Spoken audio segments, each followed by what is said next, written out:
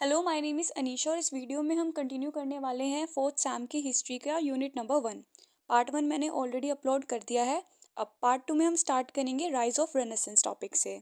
ये टॉपिक थोड़ा इम्पोर्टेंट है और थोड़ा बड़ा भी है। इसको मैंने बहुत ज़्यादा डिटेल में एक्सप्लेन किया है और इससे रिलेटेड जो क्वेश्चंस आएंगे ना, मैंने वो भी इस वीडियो में इंक्लूड कर दिए हैं।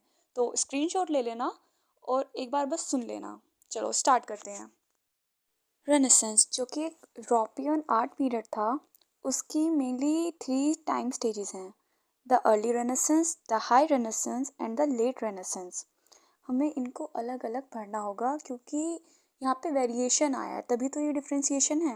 और एक बात नोट करना, एक फोर्थ पीरियड भी है जिसको प्रोटो रेनेसेंस कहते हैं, तो इससे रिलेटेड इवेंट्स को भी हमें जानना ज़रूरी है। द अर्ली रेनेसेंस 1400 टू 1500 के बीच का ये पीरियड है, मीन्स 14 टू 15 सेंचुरी के बीच का टाइम, 100 ईयर का ये एक टाइम पीरियड था जिसको अर्ली रेनेसेंस कहते हैं।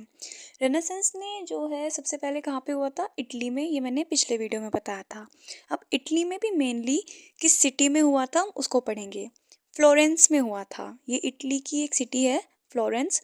यहाँ पर ही सबसे पहले रेनेसेंस हुआ था। इसको ही बर्थ प्लेस ऑफ रेनेसेंस भी कहा जाता है, जिसका मेनली 2 रीज़न थे, 2 स्कॉलर्स थे, राइटर्स थे, डांटे एलिग्री एंड फ्रांसिस्को पेट्रार्क।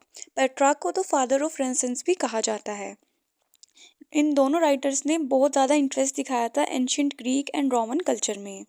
तो इन दोनों की ही रिसर्च की वजह से रीबर्थ हुआ था एंशियंट आर्ट का, लिटरेचर का, जिसको हम रेनेसेंस कहते हैं। मैंने बताया था ना, रेनेसेंस एक फ्रेंच वर्ड है जिसका मीनिंग होता है रीबर्थ। तो इन दोनों की रिसर्च की वजह से ही रीबर्थ हुआ था, रेनेसेंस हुआ था वहाँ के एंशियंट आर्ट का, लिटरेचर का, एटसेट्रा एटसेट्रा। ठीक है, अब हम इनको थोड़ा सा जानेंगे। फ्रांसिस्को पेट्रार्क, जिन्हें फादर ऑफ द रेनेसेंस भी कहा जाता है, ये बहुत ही ज़्यादा इन्फ्लुएंशियल पर्सन थे। इन्होंने एक स्कूल को फाउंड किया था जिसका नाम था ह्यूमनिज्म, जो कि बेस्ड था एंशियंट टेक्स्ट पे जिनको कहते हैं सीरो। ये ह्यूमनिस्ट फिलॉसफीज में अक्सर देखने को मिलते हैं इनकी अर्ज। इनका मानना था जो क्रिएटिविटी है वो ह्यूमन सेंट्रल होनी चाहिए, मीन्स लॉजिक और जो रीजनिंग होनी चाहिए उस पर वो ह्यूमन सेंट्रल होनी चाहिए, ह्यूमंस के आधार पे होनी चाहिए। ये थी फ्रांसिस्को पेट्रार्क की ह्यूमनिस्ट फिलॉसफी। चलो बे क्वेश्चन करते हैं। तुम लोगों के माइंड में नहीं आया होगा कि जो हमारा रेनेसेंस है वो सबसे पहले इटली में तो आया, वो मैंने बताया था पहले, लेकिन इटली में भी स्पेसिफिक जगह फ्लोरेंस, उसमें ही क्यों आया? और किसी जगह पे क्यों नहीं आया? मिलान में क्यों नहीं आया? तो इस क्वेश्चन का आंसर ढूंढते हैं। चलो अब फ्लोरेंस के जो लोग थे वो बहुत ज़्यादा प्रोस्पीरियस थे, वेल्दी थे। वहाँ की जो ट्रेडर्स थे ना वो बहुत स्ट्रॉन्ग पोजीशन में थे, उनके पास बहुत पैसा था और मोनार्की वहाँ पे वीक था, इसलिए भी वहाँ पे रेनेसेंस आया था। वो लोग इतने वेल्दी कैसे हो गए थे वहाँ के ट्रेडर्स? ये मैंने लास्ट पार्ट में आपको थोड़ा सा बताया था कि जो यूरोपियन कंट्रीज़ है वो क्या करती थी, अरब कंट्रीज़ के साथ ट्रेड करती थी स्पाइसेस और ऑयल का मेनली। तो इटली जो है वो बीच में आती थी कंट्री, वो एक ट्रेड बैरियर बन गया था जिसकी वजह से वहाँ के ट्रेडर्स जो है वो बहुत पैसे कमाने लगे थे, वो उनका डेवलपमेंट हो गया था काफ़ी ज़्यादा और मोनार्की इसलिए ही ज़्यादा वहाँ पे कमज़ोर पड़ गया था। अब इटली में भी मेनली 2 सिटीज़ थी, फ्लोरेंस और मिलान। इन दोनों सिटीज़ का सबसे ज़्यादा डेवलपमेंट हुआ। यहाँ के जो ट्रेडर्स थे वो बहुत ही अमीर बन गए थे, इसलिए ही फ्लोरेंस को ऐसे कहा जाता है कि बर्थ प्लेस है वो रेनेसेंस की, सबसे पहले यहीं पे आया था बिकॉज वहाँ के ट्रेडर्स जो है वो बहुत अमीर हो गए थे और मोनार्की वीक हो गया था। एक और रीज़न कहा जाता है ब्लैक डेथ। वहाँ की पॉपुलेशन जो है वो बहुत ज़्यादा मर गई थी। अब देखो पॉपुलेशन रह गई कम और पैसा हो गया ज़्यादा, और लकीली उन लोगों ने उस पैसे को सही जगह लगाया। उन्होंने अपनी आर्ट फॉर्म्स पे वर्क किया, आर्किटेक्चर पे वर्क किया, अपने लिटरेचर पे वर्क किया। वो लोग अपनी रूट्स में गए, दोबारा उसे खोजा और इम्प्रूव किया।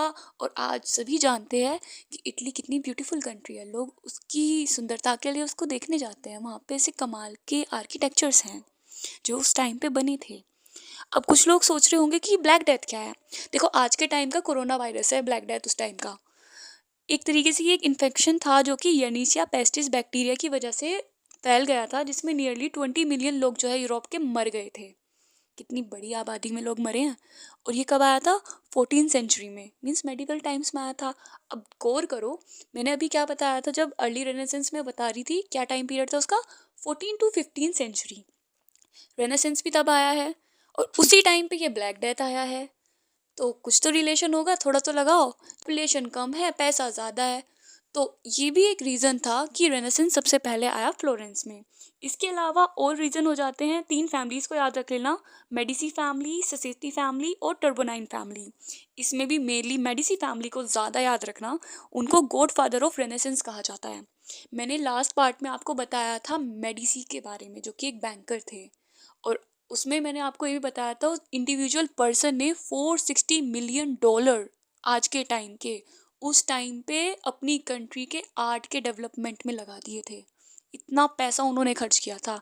सो मेडिसी फैमिली ने तो क्या क्या किया होगा, जब उनके एक मेंबर के बारे में ही मैंने पिछले वीडियो में बताया, उन्होंने इतना किया है।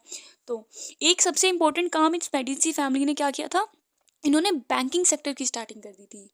आज के टाइम पे भी आपने देखा होगा, बैंक्स वगैरह जो है, सबसे पहले आया था इटली में बैंक, जो कि अपने आप में एक बहुत बड़ा इनोवेशन है।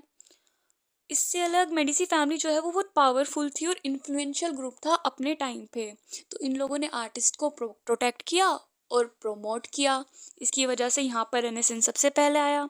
और फ्लोरेंस को जाना जाता है क्रिएटिव एक्सपेरिमेंटेशन की साइट। क्यों? क्योंकि वहाँ पे ट्रेडर्स जो है वो प्रमोट करते थे वहाँ के आर्टिस्ट को, उनको सपोर्ट करते थे। मोनार्की वहाँ पे वीक था।